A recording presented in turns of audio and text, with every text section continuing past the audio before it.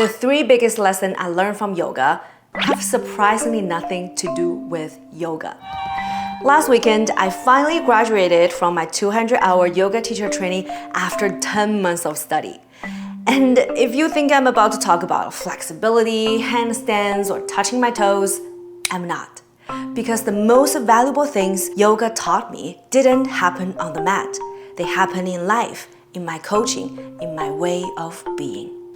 The first lesson, self-awareness. Before yoga, whenever I had a problem, I would immediately try to think my way out of it.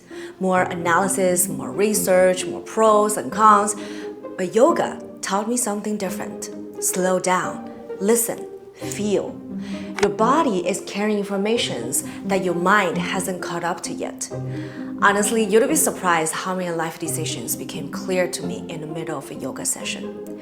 Because sometimes wisdom doesn't arrive through effort.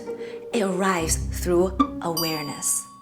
The second lesson, alignment. There were a lot of poses I struggled with for months. For example, side plank. Every time I tried it, I felt like I was fighting gravity. My whole body was shaking. So was my confidence. Then one day, something changed because I finally understood the alignment. How to stack my shoulders, how to engage my core, how to distribute my weight. Suddenly, the pose felt lighter. And that's when I realized life works the same way. When what you do is out of alignment with who you are, everything feels heavy. But when your actions and values point in the same direction, life starts to flow. In Chinese, we call that 知行合一. What you know and how you live finally become one. The third lesson, which is my favorite. People often ask, what does yoga actually give you? One of my teachers said something I will never forget.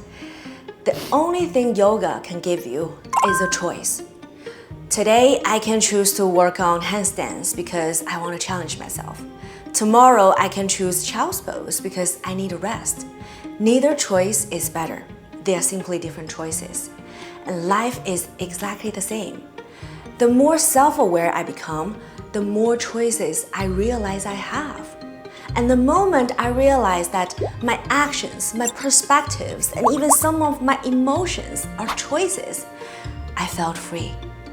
So if this past 10 months taught me anything, it's this. No matter what happens in life, I always have a choice. And so do you.